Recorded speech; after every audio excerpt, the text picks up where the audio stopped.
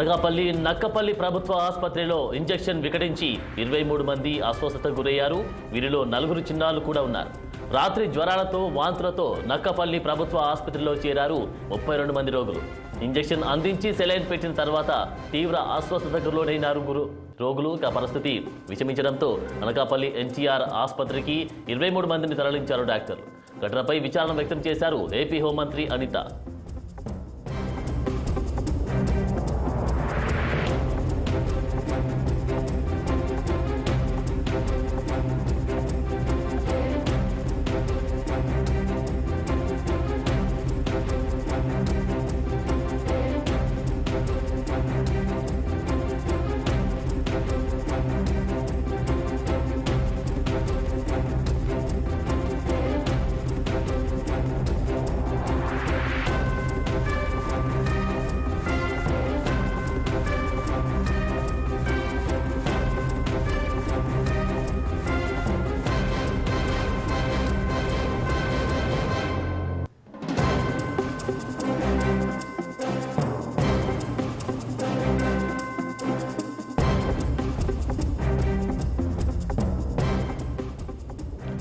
అనకాపల్లి నక్కపల్లి ప్రభుత్వ ఆసుపత్రిలో ఇంజెక్షన్ వికటించి 23 మంది అస్వస్థతకు గురయ్యారు.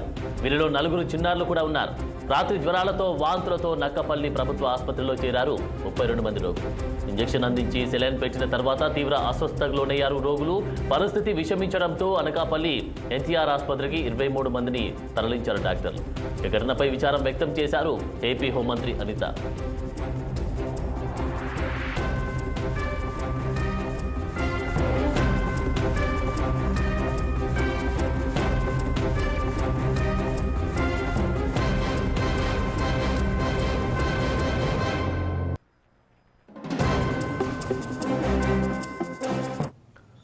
అనకాపల్లి నక్కపల్లి ప్రభుత్వ ఆసుపత్రిలో ఇంజెక్షన్ వికటించి 23 మంది అస్వస్థతకు గురయ్యారు. వీరిలో 4 చిన్నారులు కూడా ఉన్నారు. రాత్రి జ్వరాలతో వాంతులతో నక్కపల్లి ప్రభుత్వ ఆసుపత్రిలో చేరారు 32 మంది రోగులు. ఇంజెక్షన్ అందించి సెలైన్ పెట్టిన తర్వాత తీవ్ర అస్వస్థతకు లోనయ్యారు రోగులు. పరిస్థితి విషమించడంతో అనకాపల్లి ఎన్టీఆర్ ఆసుపత్రికి 23 మందిని తరలించారు డాక్టర్లు. ఘటనపై విచారం వ్యక్తం చేశారు ఏపీ హోంమంత్రి అనిత. దీనికి సంబంధించినటువంటి పూర్తి డీటెయిల్స్ మా ప్రతినిధి కన్నబాబు అందిస్తారు. కన్నబాబు.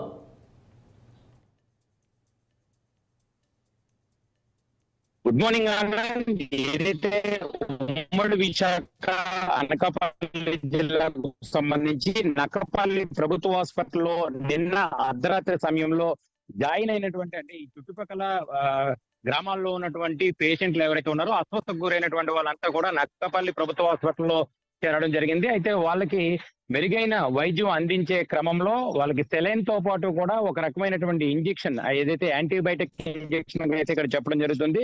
ఆ ఇంజెక్షన్ ఇచ్చినటువంటి క్రమంలో వీళ్ళంతా కూడా సుమారు అందులో ఉన్నటువంటి కొంతమంది పేషెంట్స్ అంతా కూడా అస్వస్థకు గురైనటువంటి పరిస్థితి. వాళ్ళందరినీ కూడా స్థానికంగా ఉన్నటువంటి డాక్టర్ ఎవరైతే ఉన్నారో డ్యూటీలో ఉన్నటువంటి డాక్టర్ వాళ్ళందరినీ వీళ్ళే ఈ అనకాపల్లిలో ఉన్నటువంటి ఎన్టీఆర్ హాస్పిటల్ కూడా తరలించినటువంటి పరిస్థితి అయితే ఉంది. అక్కడ ఉన్న వారిలో మరొకరికి కొంత సీరియస్ అంటే విషమించడంతో అక్కడి నుంచి కేజీహెచ్ కి తరలించినటువంటి పరిస్థితి అయితే మనం చూసాము. అయితే ప్రస్తుతం ఉన్నవారంతా కూడా చాలా ఆరోగ్యంగానే ఉన్నారని అయితే వైద్యులు అయితే చెప్తున్నారు. ఏ రకమైన ఇంజెక్షన్ ఇచ్చారనే విషయం చెప్పేందుకు మనతో పాటు డాక్టర్ గారు అయితే మనతో ఉన్నారు. వామి మాటలో కూడా కొన్ని విషయాలు తెలుసుకునే ప్రయత్నం చేద్దాం. మేడం చెప్పండి, ప్రధానంగా నిన్న ఏం జరిగింది మేడం? ఎంతమంది పైన జ్వరాలతో ఎదురుగా ఉన్నారు పేషెంట్స్ దగ్గరకు 27 మంది ఉన్నారండి. ఎదురుగా అయిన వాళ్ళు 8:30 నుంచి 4 ఉన్న పేషెంట్స్ కనుక రాత్రి 8:30 నుంచి వాళ్ళకి రాత్రి డోస్ ఇంజెక్షన్ ఇచ్చిన ఒక అరగంట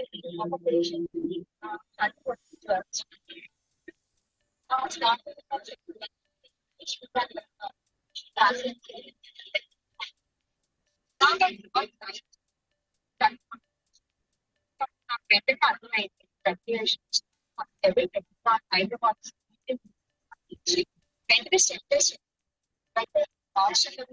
టెంపరేచర్ పెరిగింది. ఆస్ట్రేలియన్స్ బాగుంటాయి, బీపీ బాగుంది, పేషెంట్ స్టేబుల్ ఒక 10 నిమిషాలు ఇచ్చి క్లియర్ అవ్వాలి. ఆ తర్వాత తగ్గిన తర్వాత పెట్టే అందరికీ అందరూ స్టేబుల్ అయ్యారు. కాకపోతే అందరూ టైం సిచ్యువేషన్ అందరికీ ఒకేసారి వచ్చేసరికి ఎందువల్ల అనకాపల్లి వెంటనే అరేంజ్ కలెక్టర్ ఇక్కడ అందరూ చాలా బాగా హెల్ప్ చేస్తారు. వచ్చి వెంటనే ఒక టీం అరేంజ్ చేస్తారు. అందరూ అక్కడికి వెళ్ళేసరికి అందరూ స్టెబిలైజ్ అయ్యారు. మనకు వచ్చిన రియాక్షన్ 9 మంది పెద్దవాళ్ళు 5 చిన్నవాళ్ళు వచ్చారు. అందరికి ఇక్కడే స్టెబిలైజ్ చేస్తారు. కానీ మెరుగైన ట్రీట్మెంట్ కోసం అక్కడికి వచ్చిన తర్వాత అందరూ బాగుంటుంది. గొప్ప పేషెంట్ బాగోలేదు బాగోలేదు. సో అందరికీ కూడా పంపించారు.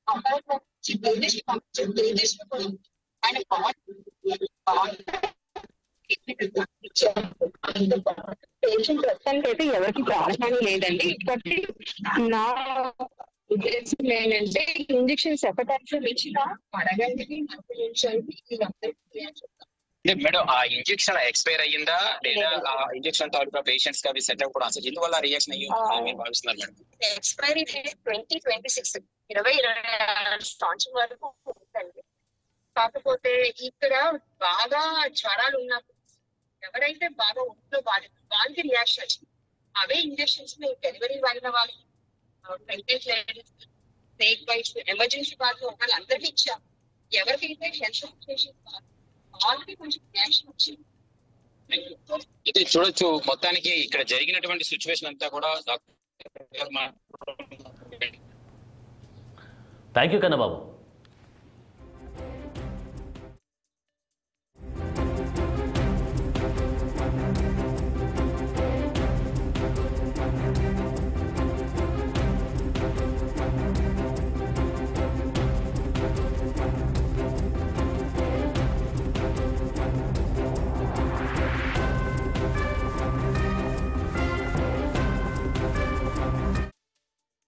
నా పేరు వైవన్ సంజీవ్.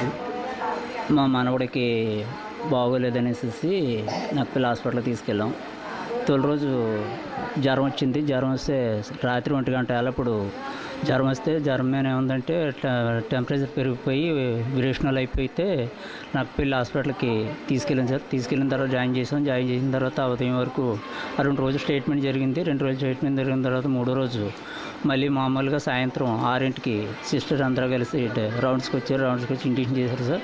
ఇండిషన్ చేసిన ఒక 5 నిమిషాలకి పిల్లలకి టెంపరేచర్ పెరిగిపోయి వణుకు వంతులు వచ్చి భయాందోళనతో మేము అందరమీ కూడా పిల్లలు ఏం చేయాలో తెలియని పరిస్థితుల్లో మన ఉప్మాక ఎంపీడీసీ గారు ఎర్రబాబు గారు వచ్చి ఆయన మమ్మల్ని అందరినీ కూడా అంబులెన్స్ మీద ఇక్కడ అనకాపల్లి హాస్పిటల్కి తరలించడం జరిగింది. రాత్రి పాపకు బాగాలేదని 11 గంటలు తీసుకొచ్చాను.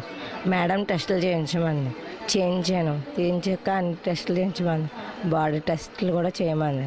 అంటే తక్కువగా ఉంది అన్నారు. అంటే రక్త కణాలు కూడా తక్కువగా ఉన్నాయి, బ్లడ్ తక్కువగా ఉందన్నారు. తక్కువగా ఉందంటే ఆలోచించాం, వండేవా వద్దా అన్నట్టుగానే. వండేయాలి అన్నారు. అంటే ఉన్నాం. నైట్ బాగానే ఉంది, అన్నీ బాగానే ఉన్నాయి. నైటు టిఫిన్ కూడా తిన్నది.